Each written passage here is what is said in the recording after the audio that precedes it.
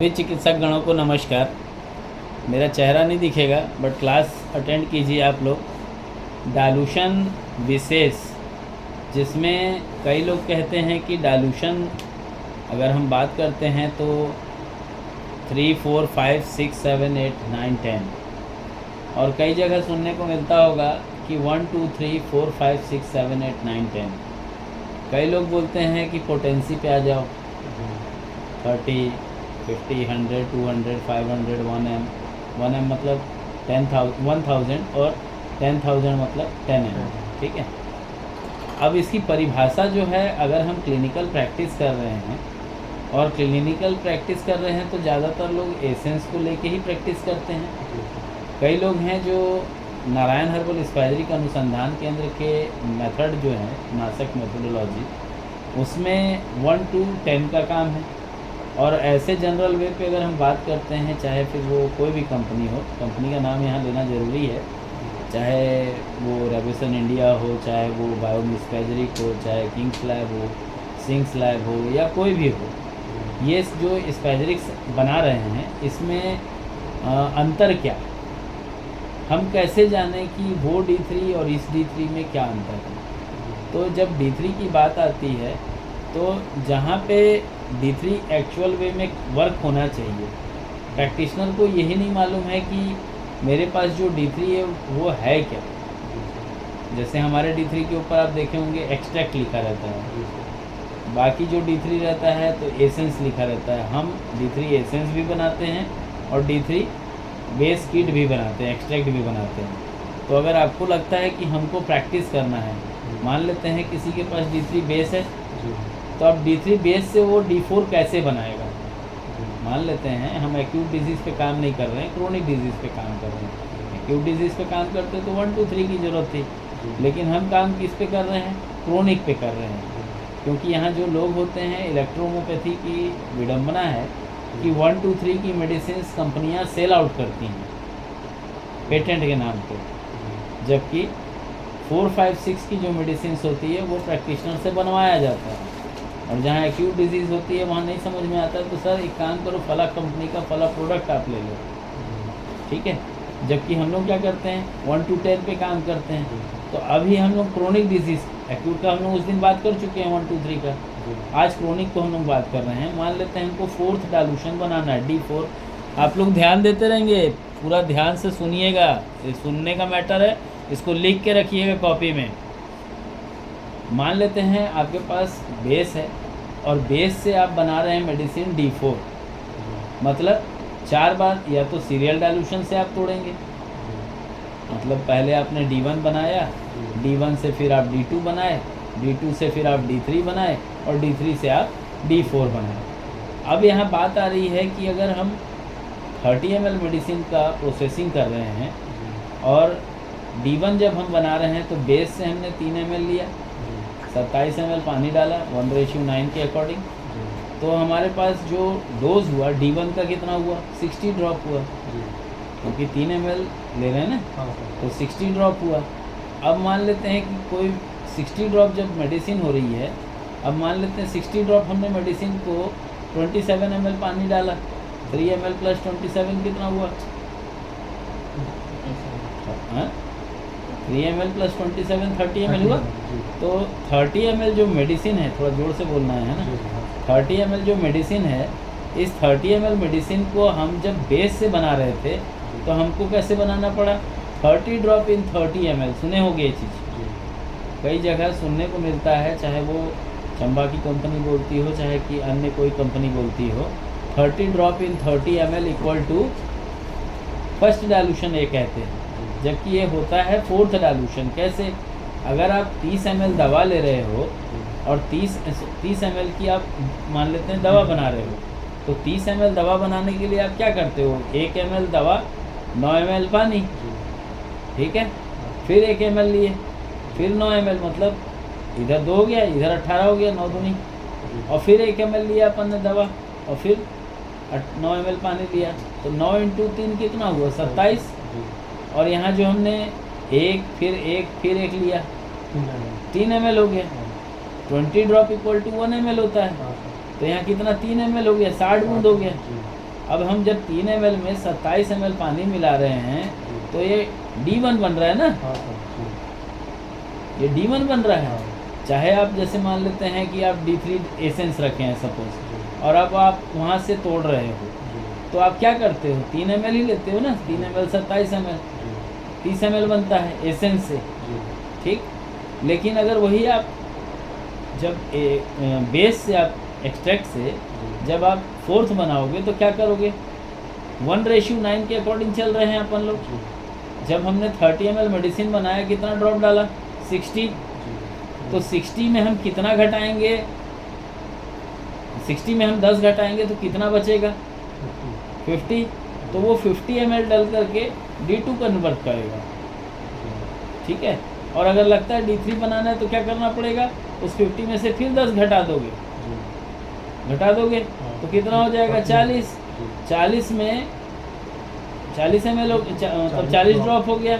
40 drop में 28 ml डाल करके आप थर्ड बना लिए, लेकिन अब फोर्थ बना रहे थे तो 40 में से फिर 10 घटोगे, कितना हो गया, 30 हो गया ना।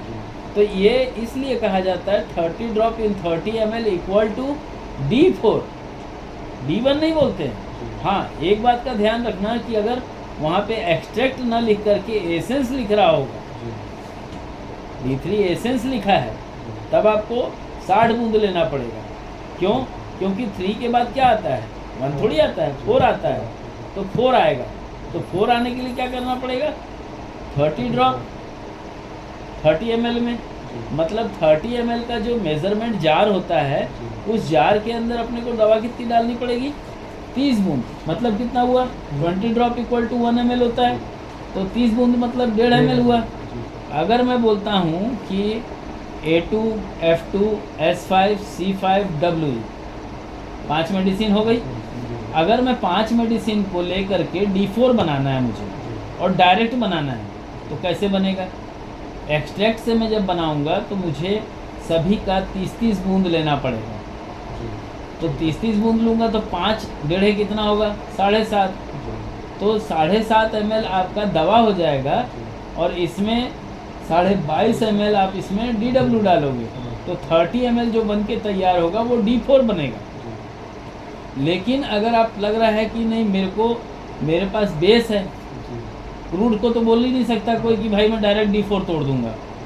जो बोलेगा उसका दिमाग खराब हो जाएगा और पागल हो जाएगा, उसके अंदर की जो RF वैल्यू होगी पूरी चेंज हो जाएगी, वो समझ ही नहीं आएगा कि क्या बना है। डायरेक्ट तो बनता ही नहीं है, सीरियल से तोड़ना पड़ेगा, और भी ठोक ठोक करके, क्योंकि वो लातों का भूत होता है। जितने बार उसको ठोकोगे तभी वो दवा टूटेगी, और तभी वो क्या करके अगले डाइल्यूशन की तैयारी आपको दे सकता है। लेकिन डिस्टिलेशन का हिसाब किताब क्या है, वो टूटा हुआ है इन द सेंस वो सॉल्यूबल पार्ट है मेडिसिन का, न कि पोटेंसाइज का।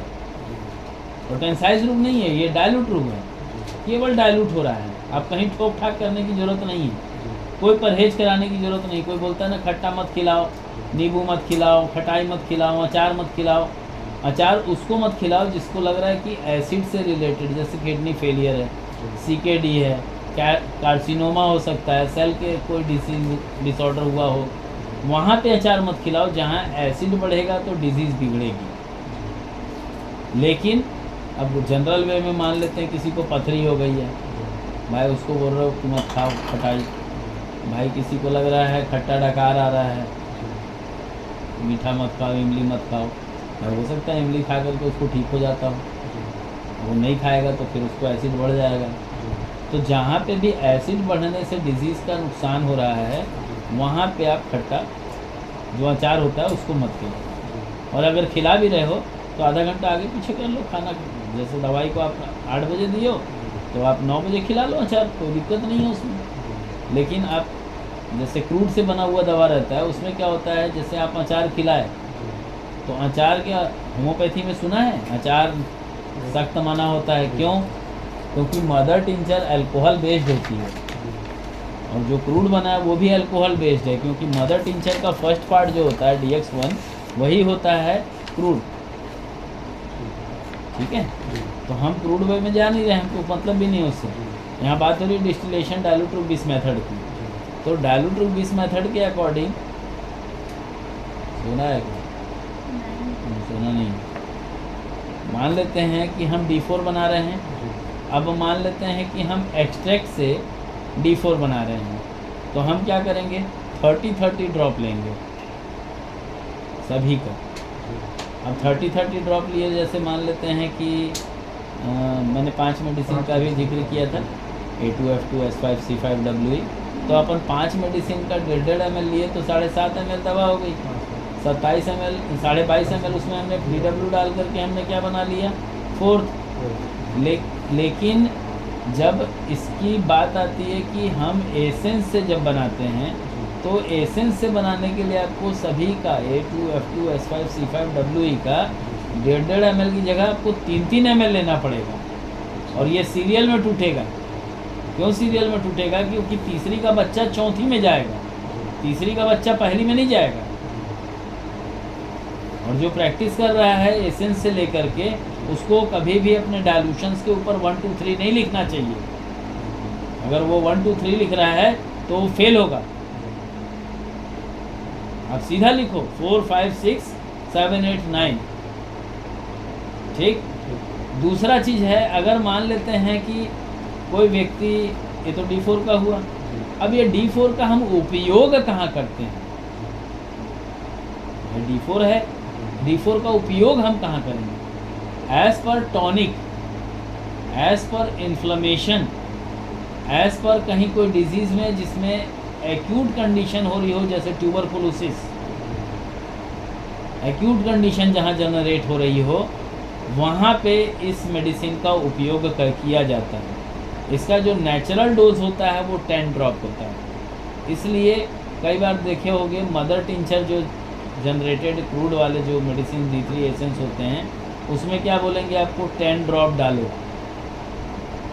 10 ड्रॉप डाल के फल आप 10-10 बूंद, 20-20 बूंद, 5-5 बूंद, 50-50 बूंद ऐसे करके आप डालो। क्या बना वो नहीं बताएंगे, ठीक है? डालो, बन गया। अब वो बनने के बाद उसमें से आपको क्या करना है? सर इसमें तो जलन आता है, इसमें ऐसा ऐसा। हाँ आता है।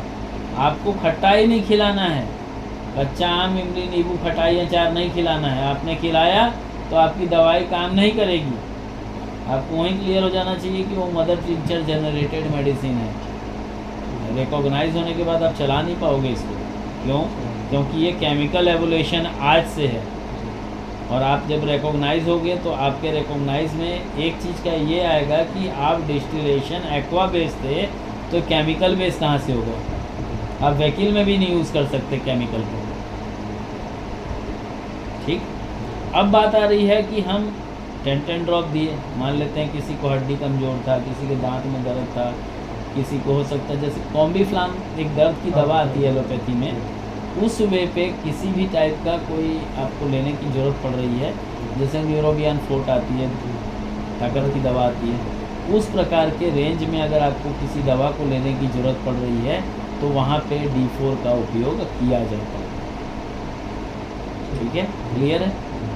अगर मान लेते हैं किसी को, मान लेते हैं एसेंस से बना रहा है, तो एसेंस से बनाया तो भी वो क्या किया? सीरियल वे में तोड़ा। जैसे हम D1 तोड़ने के लिए क्या कर रहे थे, सभी का ले रहे थे ना 60-60 बूंद, वैसे ही D3 एसेंस से जब कोई व्यक्ति D4 बनाएगा तो उस कंडीशन में उस व्यक्ति को सभी दवाइयों का 60-60 बूंद लेना पड़ेगा। किसका? D3 एसेंस का। ठीक है।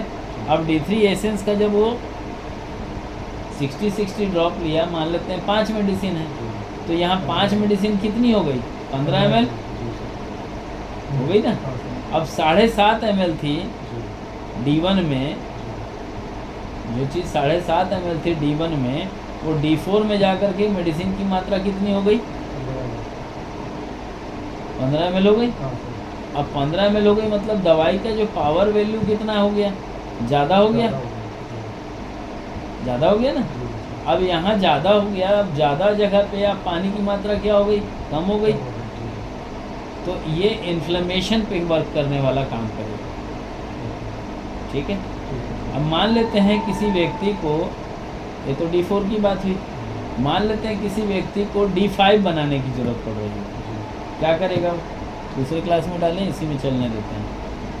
D5 बनाने की ज़रूरत पड़ रही है। अच्छा, एक चीज़ और था, D4 बनाया मान लो। अब D4 कोई बनाया, मान लेते हैं कोई फार्मूला उसने तैयार किया, D4 तैयार कर लिया।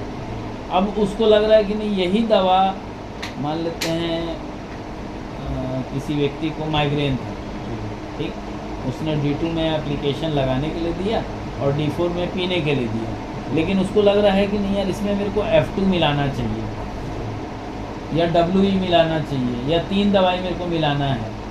मैं कितना कितना मात्रा डालूंगा, पॉइंट वाली बात है।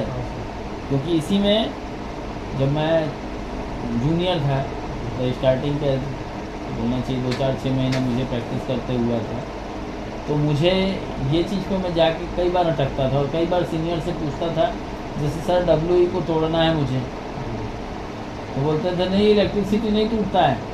क्यों नहीं टूटेगा, 38 मेडिसिन की श्रेणी में वो भी है, तो क्यों नहीं टूटेगा। जब S1 टूट सकता है तो ये भी टूटेगा।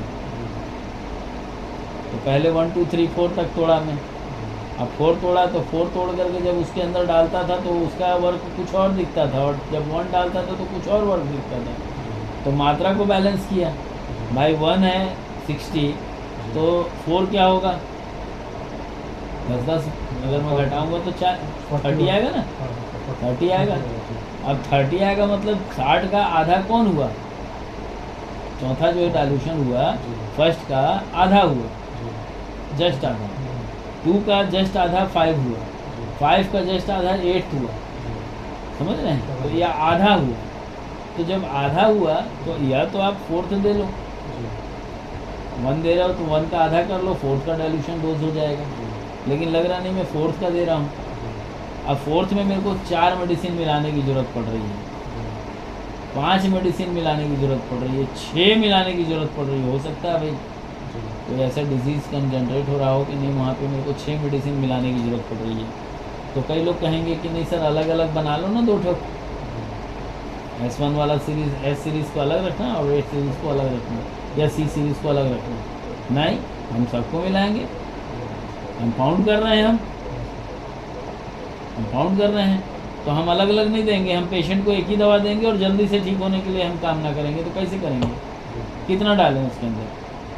तो जब भी 4th डाइल्यूशन में आप 4th 5th और 6th में जब आप मेडिसिन मिलाएंगे, जैसे 4th में आप मेडिसिन मिला रहे हैं तो कितना कितना डाल रहा था, अगर हम एसेंस से डाल रहे थे तो 60 बूंद तक डाल रहे थे। तो अब यहाँ जब मेडिसिन इसके अंदर डलेगी, वो कैसे डलेगी, वो डलेगी यहाँ पे मान लेते हैं आप D4 से डाल रहे हैं, तो D4 से डालेंगे तो आप जो मेडिसिन बनाए 40 ml 30 ml, उस 30 ml के अंदर आपको मेडिसिन फिल करनी पड़ेगी। तो कैसे फिल करोगे, मान लेते हैं 2 मेडिसिन है, तो दोनों मेडिसिन का आप 5-5 बूंद डालोगे। मान लेते हैं 1 मेडिसिन है, तो 1 मेडिसिन का आप 10 बूंद डालोगे। लेकिन लग रहा है नहीं, कोई मेडिसिन जैसे लग रहा है कि नहीं उसमें 3 मेडिसिन मिक्स हो गई, तो सभी का 3-3 बूंद डालोगे। लग रहा है कि नहीं वो बोलना चाहिए 4-4 मेडिसिन हो गई है, तो वहाँ पे मुझे 2 मेडिसिन को डालना पड़ेगा 2 बूंद 2-2 बूंद, और 2 मेडिसिन को डालना पड़ेगा 3-3 बूंद। तो वो आपका डिसीज़न होगा कि मेरे को यहाँ किस चीज़ की आवश्यकता है। जैसे मान लेते हैं किसी को मलेरिया है, मलेरिया में क्या होता है, ठंड लग के बुखार आती है, तो मैं बोलता हूँ इसमें वेन-1 डाल देता हूँ, ठीक है। वेन-1 क्या करता है, बॉडी के अंदर हीट देता है, तो मैंने वेन-1 डाल दिया। अब ये भी मेरे को मालूम है कि साला कुछ मतलब उसके अंदर ऐसा भी कंडीशन हो सकता है कि उसके अंदर जो वायरस है उसके वजह से, जो पैरासाइट है उसके वजह से कुछ डिफरेंस आ सकता है, पेन आ सकता है, तो मैं वहाँ पे F2 ले लेता हूँ।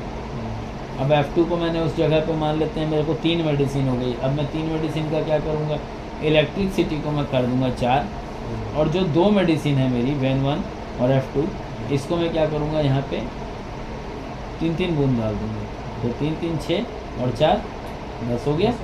मेरे को यहाँ 10 बूंद से ऊपर नहीं बढ़ना है। अब कई लोग का कहना आएगा कि सर 11 दवाई हो गई, तब नया बना लेना तुम अपने दिमाग से, क्योंकि 11 दवाई मिला करके कोई फार्मूला नहीं बनाएगा। इस टाइप का खिचड़ी मत बनाना। बहुत सारे लोग का आता है उटपटांग टाइप का सवाल, है ना, उसके लिए जवाब बिल्कुल हाजिर होना चाहिए। अब बात आती है कि हम जब इलेक्ट्रोहोमोपैथी के अंदर, ये तो 4 तक का हो गया प्रोसेस, सारा प्रोसेस हो गया। पहला हमने डाइल्यूशंस, एक्सट्रैक्ट से हमने कैसे D4 बनाया, एसेंस से हमने D4 कैसे बनाया, अगर कोई दवाई इसके अंदर मिलान करने की ज़रूरत पड़ रही थी तो हमको कैसे मिलाना है, और उसकी नेचुरल डोजोलॉजी होगी तो क्या होगा। मान लेते हैं किसी व्यक्ति को, हम लोग चौथा डाइल्यूशन ही आज पढ़ेंगे, 5वें में नहीं घुसूँगा, जितना देर जाना है जाने दें। मान लेते हैं चौथा डाइल्यूशन है, किसी को बोलना चाहिए एसाइटिस हुआ है, लेकिन एसाइटिस कैसा है, रिलेटेड टू किडनी नहीं होकर के लीवर है, तो इसी फार्मूले को आपको देना पड़ेगा, बोलना चाहिए D4 में, लेकिन डोज क्या देनी होगी, डोज आपको देना पड़ेगा D8 का। क्यों? क्योंकि डिजीज़ जो है डीजेनरेटिव है, ट्यूबरकुलोसिस वाले रेंज की है, 7, 8, 9 के रेंज की है, तो वहाँ पे जब मुझे एक्यूट देना है, मतलब डीजेनरेटिव कंडीशन का एक्यूट फॉर्म क्या होगा, D7। तो ये जो D4 की जो मेडिसिन है, D7 में हम कितना डोज देते हैं, 5 डोज। ठीक, तो हम वहाँ पे जहाँ देख रहे हैं कि CKD की कंडीशन है, लेकिन मेडिसिन D4 की हमको वहाँ देनी है, तो हम वहाँ क्या करेंगे, मेडिसिन की जो मात्रा होगी उसको, मेल को 3 बूंद, लेकिन फीमेल होगी तो 1 या 2 बूंद। पानी की मात्रा मेल में जो रहेगी, तो मेल के इसमें पानी की मात्रा जो होगी वो बोलना चाहिए लगभग 30 to 50 ml होगा, लेकिन फीमेल की मात्रा जब आएगी तो 50 to 70 ml होगा। ऐसा क्यों? बताओ भाई, मेल को दे रहे हैं तो ज़्यादा दे रहे हैं, फीमेल को दे रहे हैं तो कम क्यों दे रहे हैं भाई? खाना बना के देती है, सब कुछ करके देती है, उसके बाद उसको खाना दवाई भी कम देंगे, क्यों? बॉडी की टेंडेंसी होती है, मेल के अंदर प्लस देन माइनस क्रोमोसोम्स होते हैं, जबकि फीमेल के अंदर केवल माइनस क्रोमोसोम्स होते हैं। और जब वहाँ पे मेल वाले जो डोज होगी वहाँ पे जब देगा, तो बॉडी के अंदर एक एग्रेवेशन जनरेट हो जाएगी, उससे डिजीज़ ठीक होने के बजाय बॉडी के अंदर विभिन्न प्रकार के एग्रेवेशन के जो कंडीशंस होते हैं वो वहाँ देखने को मिल जाएंगे। इसलिए कभी भी D4 का जब हम उपयोग करते हैं तो ये ध्यान में रखना है कि डिज़ीज़ कितना पुराना है, डिज़ीज़ कितना पुराना है ये जानना बहुत ज़रूरी है। अभी क्या हुआ, किसी ने पूछा कि सर बेस जो होता है उसके अकॉर्डिंग D4 जो होगा उसकी स्ट्रेंथ वैल्यू क्या आएगी। बच्चा शायद 7वीं नहीं पढ़ा होगा, 7वीं में था एक मैथ्स, टेंस ऑफ टेबल, तू भी पढ़ा होगा, 0 नीचे डबल 0, फिर 3 0, फिर 4 0। तो जब 4 0 है वहाँ पे, तो 4 0 मतलब 1 ml मैंने दवा लिया, 10 लीटर पानी में मेरे को डिज़ोल्व कर दिया, तो 10 लीटर पानी क्या हो गया, D4 नहीं हुआ, हुआ नहीं हुआ। तो जब बात D4 की जब होती है तो वो टेंस वैल्यू यहाँ बहुत मायने रखता है दोस्त। 4 मतलब 10,000 हो गया, 5th यानी 50,000 मतलब 1 लाख हो गया, फिर उसके बाद 10 लाख हो गया। तो ऐसे एक शून्य बढ़ते जाता है, और वही टेंस चार्ट को हम लोग 10 to the power -1 2 3 4 करके ऐसे 10 तक नेगेटिव में भी जाते हैं और 10 तक प्लस में भी जाते हैं। प्लस किसी ने नहीं बताया है, नेगेटिव करना सबको आता है, तो पॉजिटिव करना नहीं आता है। मान लेते हैं तुम्हारे पास मेडिसिन है D4 की, वर्क लेना है मेरे को D1 का, कैसे दूंगा बताओ, है ना भाई। D3 एसेंस 30 ड्रॉप से बन रहा था, और D1 60 ड्रॉप से बन रहा था। D1 की डोज क्या है, 20 ड्रॉप है। D4 का डोज क्या है, 10 ड्रॉप है। तो 10 ड्रॉप की जो मेडिसिन मेरी बनी हुई है अगर मैं उसको 20 ड्रॉप की डोजोलॉजी पे दूंगा तो मेरे RF वैल्यू क्या आएंगे? 1 का ही तो RF वैल्यू दिखाएगा ना।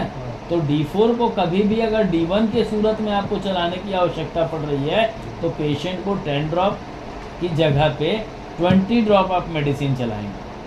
पानी की मात्रा जैसे मान लेते हैं हमने लिया था 70 ml, पानी की मात्रा वहाँ हो जाएगी 15 से 30 ml। क्लियर हो गया? तो आज एक चीज़ इस क्लास के माध्यम से औरों को भी सीखने को मिलेगा कि भाई डोजोलॉजी का खेल क्या है। अगले वाली बुक में आ रहा है, ये तो पार्ट 2 है फंडामेंटल वाली, और जिसके ऊपर किताब रखी हुई है वो महाग्रंथ पार्ट 4 है।